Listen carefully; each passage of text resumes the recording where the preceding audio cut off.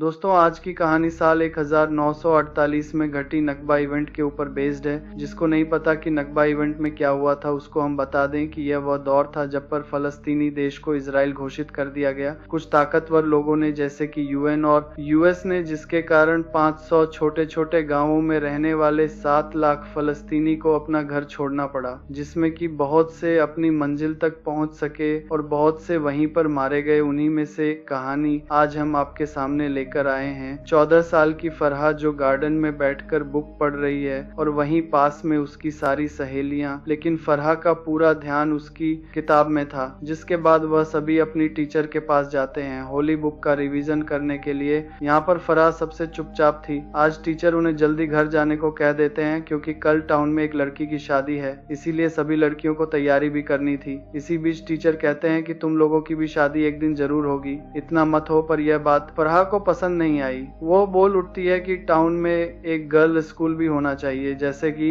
लड़कों के लिए है, पर टीचर ने उसका कोई जवाब नहीं दिया। पर उनकी खामोशी ने सब कुछ बयान कर दिया। बाहर जाने पर फरहा देखती है कि उसके दोस्त फरीदा शहर से उसे मिलने के लिए आई। दोनों ही आपस में खूब बातें करते हैं क्योंकि वो बचपन से दोस्त हैं। पर कुछ सालों पहले फरीदा के माँ बाप शहर चले गए, अब वो वहीं के स्कूल में पढ़ाई करती है। फरहा कहती है कि उसको भी शहर जाना है, वहाँ पर पढ़ाई करनी है। तो फरीदा कहती है कि मुझे तो सुकून यहीं आकर मिलता है, वहाँ पर तो कुछ भी नहीं है, ना ही पेड़ पौधे ना ही कोई जानवर, यहाँ तो सब कुछ है। जो सुनकर फरहा कहती है कि तुम खुद को खुशनसीब मानो कि तुम शहर जाकर पढ़ाई कर रही हो। पर फरीदा का ऐसा बिल्कुल नहीं मानना था। इतने में वह देखते हैं कि अंग्रेज वापस जा रहे। दरअसल जैसे भारत पर कई साल अंग्रेजों का शासन था, वैसे ही सन 1918 से लेकर 1948 तक फिलिस्तीन देश भी विश के अंडर आया करता था। लेकिन आज सभी ब्रिटिश सैनिक उस गांव को छोड़कर जा रहे हैं। ऐसा क्यों उन्हें भी नहीं पता, पर गांव के सभी बच्चे और लोग आज बहुत खुश हैं क्योंकि वो उनके जुल्मों को अब नहीं सहेंगे। घर आने पर फरहा देखती है उसके अंकल घर आए हुए हैं और उसके पिता से बात कर रहे हैं जो कि इस गांव के मेयर हैं। इतने में फरहा चाय लेकर आती है तो उसके पिता उसे अंकल से कहते हैं कि अब मेरी बेटी बड़ी हो गई है, कुछ ही सालों में इसकी शादी करवा दूंगा। जो सुनकर फरहा ने कहा कि बाबा एक हफ्ता बचा है स्कूल रजिस्टर के लिए। उसके बाबा ने मुस्कुरा कर जवाब दिया कि तुम्हें कहीं जाने की जरूरत नहीं है। फरहा के बाबा बहुत ही संवेदनशील आदमी हैं। उन्होंने कभी भी फरहा के ऊपर गुस्सा नहीं किया, हमेशा उसकी बात को समझा है। और उसके अंकल कहते हैं कि वह सही तो कह रही है, अगर उसको जाना है तो वहाँ पर पढ़ने के लिए, तो इसमें बुराई क्या है। लेकिन उसके पिता ने कोई जवाब नहीं दिया। अब शाम होने से पहले फरहा देखती है कि अंकल के साथ उसकी माँ भी जा रही है क्योंकि शहर में उसके दादाजी की तबीयत बहुत ज्यादा खराब है, उन्हें उनका ख्याल रखना है। तो वह उन्हें अलविदा कह देते हैं, जिसके बाद वह अपने कमरे में जाकर सो जाती है। सुबह होने पर वह देखती है कि बाहर से कुछ आवाजें आ रही है। जब वो खिड़की से देखती है तो वहाँ पर उसके टीचर और बाबा आपस में बातें कर रहे हैं। उसके पिता टीचर से सलाह ले रहे थे। उनका मानना था कि उनकी बेटी पढ़े, पर टीचर का कहना था कि अब वह और क्या सीखेगी, इतना सब कुछ तो उसे आता ही है पहले से। और यहाँ फरहा बाहर आकर उनके मुंह पर बोल देती है कि मैथ, हिस्ट्री, फिजिक्स, साइंस को देखकर उसके पिता उसके अंदर जाने को कहते हैं। पर इससे आप अंदाजा लगा सकते हैं कि उसके अंदर कितना जुनून है पढ़ाई को लेकर। अब उसी शाम उसके घर नासिर नाम का लड़का आता है। जो खाना लेकर आया था वह उसके अंकल का बेटा था, लेकिन फरहा उसके मुंह पर गेट को बंद कर देती और अपने रूम में आ जाती। 2 दिन बाद उसकी सहेली की शादी थी जिसमें सभी लड़कियां बहुत खुश होती। तभी फरहा देखती है कि नसीर उसके पिता के साइड में ही बैठा हुआ है। शायद उसके पिता उसे उसकी शादी करवाना चाहते हैं, जो बात उसे पसंद नहीं आती। इसीलिए वह शाम में इस बारे में अपने पिता से बात करती है। उनसे कहती है कि अभी वह पढ़ना चाहती है, पर उसके पिता कहते हैं तुम्हारी शादी नसीर से ही होगी। फरहा गुस्से में कहती है कि मैं शादी नहीं करूंगी, चाहे कुछ भी हो जाए। इतने में उसके पिता अपनी जेब से एक पेपर निकालते हैं जो स्कूल रजिस्ट्रेशन का था। वह मान गए थे उसको शहर भेजने के लिए क्योंकि फरहा उनके दिल के बहुत करीब थी और वह उसकी किसी भी बात को टाल नहीं पाते थे। बाकी जो कोई भी कहेगा वो उसको खुद ही संभाल लेंगे। अब फरहा तो 7वें आसमान पर थी। उसका सपना पूरा होने जा रहा था। पूरे शाम वो शहर के सपने सजा रही थी। इतने में उनके गेट पर कुछ बंदूकधारी लोग आते हैं जो कि असल में फलस्तीनी रेबल थे।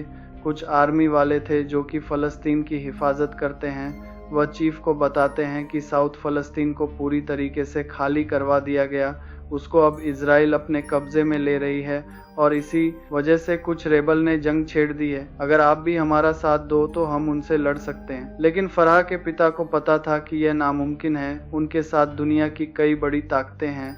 ऐसा करके वह खुद को मौत के दावत दे रहे हैं। इसीलिए वह उनसे कहते हैं कि हमने अरब के कुछ देशों से बात की है, वह मदद के लिए तैयार हो गए। यह सुनकर वह लोग वहां से जाने लगते हैं, पर जाते जाते वह कहते हैं कि अगर कुछ भी हुआ इस गांव में तो उसकी जिम्मेदारी उनकी ही होगी। बाहर निकलते टाइम चीफ फराह को देख लेता है पर बिना कुछ कहे चला जाता है। आज की सुबह फराह की आंख जल्दी खुल गई है। वो बाहर आकर अपने पिता को ढूंढने लगी है, क्योंकि आज कुछ अजीब सा माहौल है। चारों ओर कुछ ज्यादा ही खामोशी है और ठंड है। इतने में उसके पिता से कमरे से बाहर निकलते हैं और दीवारों में जो खाली हिस्से थे उन्हें भरने लगते हैं, जो देखकर फराह भी सोच में डूब गई। इतनी सुबह यह सब करने की क्या जरूरत है? पर उसके पिता ने कहा कि तुम जाकर सो जाओ, अभी तो सूरज निकलने में बहुत समय। कुछ देर बाद हम देखते हैं कि फराह ने जब फरीदा को बताया कि उसके पिता मान गए हैं उसको शहर भेजने के लिए, तो वह बहुत खुश हुई। यह सुनकर दरअसल फराह एक टीचर बनना चाहती है और फिर यहाँ आकर एक गर्ल्स स्कूल भी खोलने लगे, पर उसे अपने पिता की फिक्र है कि उसके जाने के बाद वह एकदम अकेली पड़ जाएगी। और इसी उलझन में वह कल रात से इस बीच अचानक उन्हें किसी धमाके की आवाज सुनाई देती है। वह फौरन गांव की ओर गई तो वहां देखा कि चारों ओर गहमा गहमी है। सब लोग इधर उधर भाग रहे हैं। लोग अपने सामानों को वहीं छोड़कर भाग रहे हैं। तभी पैलेस्टीनियन रिब्स अनाउंसमेंट करते हैं कि इजरायली इसी ओर आ रहे हैं, इसीलिए वो लोग नॉर्थ वाले रास्ते को चुने। इस बीच वरहा की आंखें बस अपने पिता को ही तलाश कर रही थी, जो कि वहां के लोगों की मदद कर रहे थे। इतने में फरीदा के पिता कार लेकर आते हैं और उन दोनों को कार में बैठने को कहते हैं, लेकिन फराह ऐसे अपने बाबा को छोड़कर नहीं जा सकती। पर चीफ उसको कार में बैठने को कहते हैं, इसीलिए उसको मजबूरन बैठना ही पड़ता है। पर जब गाड़ी की खिड़की से वह बाहर देखती है खुद के बाबा को ऐसे बेसहारा खड़े हुए, तो उसे रहा नहीं जाता। वह चलती हुई गाड़ी से कूदकर उनके पास आ जाती है और गले से लग जाती है। चीफ उसको लेकर फौरन घर के अंदर जाते हैं और खुद की बंदूकें और कुछ सामानों को लेने लगते हैं। फराह भी अपने कपड़ों को रख लेती है और साथ में वह स्कूल रजिस्ट्रेशन पेपर भी। जब वह लोग गेट पर पहुंचते हैं तो सुनते हैं कि बाहर गोलियां चल रही है, लोग चीख रहे हैं, मासूम बच्चे रो रहे हैं, भैंस बकरियां इधर उधर भाग रही है। चीफ ऐसे हालातों में अपनी बेटी को बाहर लेकर नहीं जा सकता, इसीलिए वह फराह को स्टोर रूम में जबरदस्ती बंद कर देते हैं। हालांकि फराह यहाँ अकेले नहीं रहना चाहती, पर उनका कहना है कि वो मदद लेकर जल्दी ही वापस लौटेंगे, तब तक वो यहीं पर रहे। चाहे कोई भी उसे बाहर आने को कहे, वो बाहर ना निकले। वो उसे अपने खंजर दे देते हैं और वहां से चले जाते हैं। अब उन्हीं का डर सताने लगा है कि उस कमरे में बस एक ही रोशनदान था, जहां से कुछ हल्का सा उजाला उसके मुंह पर पड़ रहा था, जिसके सहारे वह सांस ले पा रही थी। बाकी पूरा कमरा अंधेरे से भरा हुआ। या फिर वह हमेशा यहीं पर अटकी रहेगी, या फिर उसके शहर सच में कोई लूट लेगा। यही सब ख्याल उस 14 साल की लड़की के बीच में बाहर से गोलीबारी और असला बारूद की आवाज आए जा रही है, जिससे पता लगता है कि लड़ाई अभी भी जारी है। कुछ देर बाद वो जाकर बाहर देखती है तो पता चलता है कि रात होने को आ गई है, पर अभी तक उसे बाबा नहीं आए। इस इंतजार में जाकर सुबह कर देती है वो, पर अभी भी वो नहीं है। लेकिन अफरा को बहुत तेज भूख लगी है। वो अपनी ओर देखती है तो वहां उसे एक जार में कुछ मिलता है, पर उसको खोलने पर पता चलता है कि वो सामान सड़ चुका है, जिससे वो मायूस हो जाती है। वो उसको रख देती है। कुछ देर बाद उसने महसूस किया कि कहीं से धुआं आ रहा है। दरअसल ये इजरायली सेना द्वारा फेंकी गई गैस थी, ताकि अगर कोई अंदर छुपा रहे तो बाहर आ जाए। लेकिन फराह ने उस रोशनदान को कपड़े से ढक दिया, जिससे कि धुआं आना बंद हो गया। कुछ देर बाद बाहर सब कुछ शांत हो गया, मानो सब कुछ खत्म सा हो गया। इतने में उसे कुछ हलचल सुनाई देती है। उसे लगा कि बाबा आ गए। उसकी खुशी का ठिकाना नहीं था, पर वह बस एक चिड़िया थी। उस रात वह अपने उसी स्कूल रजिस्ट्रेशन को पेपर को निहार रही थी। उसका एक सपना जो शुरू होने से पहले ही उसे किसी की नजर लग गई। तभी उसने देखा कि जिस लाटेन की उजाले के सहारे उसने रोशनी की हुई थी, वह भी अब खत्म हो गई। तो उसने उसे वहां कुछ अनाज की सूखी पत्तियों को जलाकर रोशनी की। इस बीच फराह को तेज प्यास लगती है, पर आलम इतना बुरा है कि पीने को एक बूंद पानी तक नहीं है, जिसके चलते उसके गले सूख गए हैं। उसने फिर से सोने की कोशिश की। उसी कोशिश में सुबह हो गई, लेकिन वह सो ना पाई। अब उसके सब्र का बांध टूट चुका है। वह गेट को खोलने जाने लगी है, पर तब उसे पता चलता है कि वह तो बाहर से बंद है। उसने उस खंजर से भी उसे खोलने की कोशिश की, लेकिन कोई फायदा नहीं हुआ। इसीलिए वह उसी इंतजार में बैठ गई कि कोई आएगा और उसकी मदद करेगा। अब 3 दिन होने को आ गए हैं। बिना कुछ खाए वो बेचारी वहीं अंधेरे में बंद। इतने में उसे बाहर से किसी औरत की चीखने की आवाज आती है। उसने बाहर इसी उम्मीद में देखा कि शायद कोई होगा जो उसकी मदद कर दे।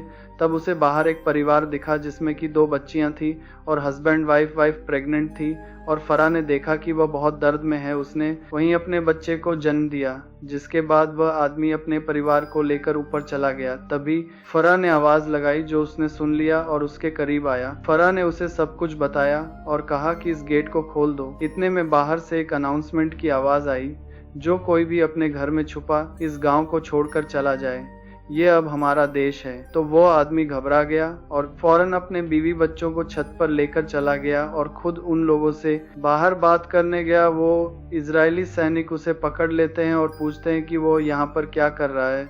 तो उसने कहा कि वो बस पानी पीने के लिए यहाँ पर आया है। वैसे वो दूसरे गांव का है, लेकिन उस ऑफिसर को यकीन नहीं था। उसे लग रहा है कि घर में उसने कुछ छुपाया है, शायद कोई हथियार होंगे, इसीलिए वो अपने कुछ लोगों को अंदर छानबीन करने के लिए भेज देता है। यह सब फराह अंदर से देख रही। उसे डर था कि कहीं वह उसे भी ना देख ले। अंदर से उसकी पत्नी को बाहर लेकर आया जाता है, जिसकी तलाशी लेडी सोल्जर लेती है। उसे पता चलता है कि उसने अभी अभी अपने बच्चे को जन्म दिया। इतने में ऊपर से बच्चे की रोने की आवाज आती है, जो सुनकर वह उन्हें भी नीचे ले आता है। अब यहाँ उस आदमी को डर लगने लगा था कि कहीं वह उसके परिवार को कुछ कर ना दे, इसीलिए वह उसके पैरों में गिर जाता है। उसकी कोई भी खता कसूर नहीं थी, सिवाय इसके कि वो एक फलस्तीनी है, बस और कुछ नहीं। लेकिन वो इजरायली मानने को राजी नहीं था। वो कहता है कि तुमने बहुत बड़ा गुनाह किया है हमसे यह बात छुपाकर, इसीलिए वो पूरे परिवार को लाइन से खड़ा कर देता है,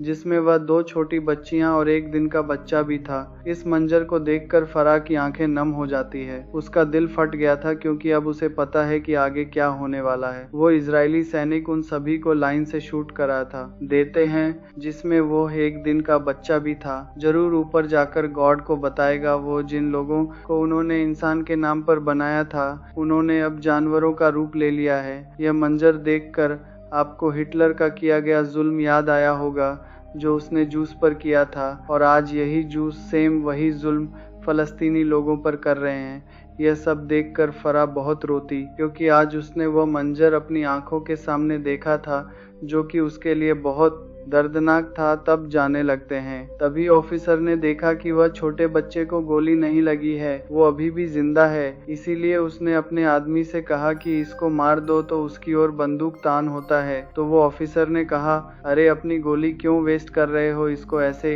ही मार दो। यह एक इंसान के शब्द है। जी हाँ, एक इंसान के। उस सैनिक ने पहले सोचा कि इसका मुंह पैर से कुचल दे, पर वह ऐसा कर ना सका। कहीं ना कहीं उसके अंदर की इंसानियत जाग गई। उसको वैसे ही छोड़कर वह चला गया। पर वो बच्चा भूख के कारण रो रहा था, जिसकी चीखें फराह के कानों में बार बार आ रही थी। वो चाहकर भी बाहर नहीं आ सकती, क्योंकि गेट तो बंद है। सुबह से शाम हो गई, शाम से रात, लेकिन वो बच्चा अभी भी चीखे जा रहा है। यहाँ फराह को उल्टियाँ होने लगती है, जिसके चलते वो वहीं गेट पर बेहोश हो जाती है। जब सुबह उसकी आंख खुलती है तो चारों ओर सन्नाटा था। वो बच्चा भी अब चुप सा हो गया है, इसीलिए फराह को उसकी फिक्र होने लगी। उसे ख्याल आया कि जब वो इस रूम में पहली बार आई थी तो उसे एक अनाज की बोरी में एक पिस्तौल जाती है, जिसे वह गेट पर शूट करती है। दिन वह गेट खुल जाता है। सबसे पहले बाहर जाकर वह खुद की प्यास बुझाती है और पानी पीती है। फिर वो उस मासूम के पास जाती है, पर उसने देर कर दी। वह बच्चा मर चुका है। अब इन लोगों को नरक में कौन सी सजा मिलेगी, यह तो ऊपर वाला ही डिसाइड करेगा। उस बच्चे के आसपास मक्खियां मंडरा रही थी। बाहर आकर उसने देखा कि जो गांव कभी आबाद हुआ करता था, आज वह किसी नर्क जैसा बन चुका है। चारों ओर बस लोगों की लाशें हैं। जिस घर के आंगन में बच्चों की खेलने की आवाज आती थी, आज वह सुनसान पड़ा हुआ है। गांव का झरना आज भी है, पर उसमें नहाने वाला कोई नहीं है। वह पेड़ से टंगा झूला आज भी है, पर आज सिर्फ उस पर फराह बैठी है, अकेली। ना ही उसकी दोस्त है और ना ही उसके पिता। सब कुछ बर्बाद कर दिया। फराह पैदल एक अनजान सफर पर निकल गई है। पता नहीं यह रास्ता उसको कहाँ लेकर जाएगा, या फिर बीच में उसको भी वह लोग मार देंगे। यह कहानी तो आज से 70 साल पहले की है, पर आज भी कुछ नहीं बदला, सब कुछ वैसा ही है। लोग दौलत और ताकत का इस्तेमाल करके आज भी उन बेगुनाहों के घरों को तोड़ रहे हैं, उन्हें बेघर कर रहे हैं। ना जाने कितनों को अनाथ कर दिया, कितनों को विधवा कर दिया, कितनों को अनपढ़ बना दिया। किसी भी चीज़ का कोई हिसाब नहीं है। कहानी के आखिर में हमें बताया जाता है कि फराह अपने पिता से दोबारा कभी नहीं मिली। हो सकता है कि इस पूरे इवेंट में उसके पिता मारे गए। फराह, जिसका असली नाम राधिया है, वो यहाँ से सालों बाद सीरिया चली गई। अगर आपके देश में किसी अनजान देश के लोग घुस जाएं और कहें कि यह हमारा देश है, तो आपको कैसा लगेगा? यही सेम चीज़ फराह पर बीत रही है। बल इसी के साथ यह कहानी यहीं पर ख़त्म हो जाती है। तो आपको कहानी कैसी लगी नीचे कमेंट करके ज़रूर बताइएगा। मिलते हैं अगली वीडियो में। Thank you so much.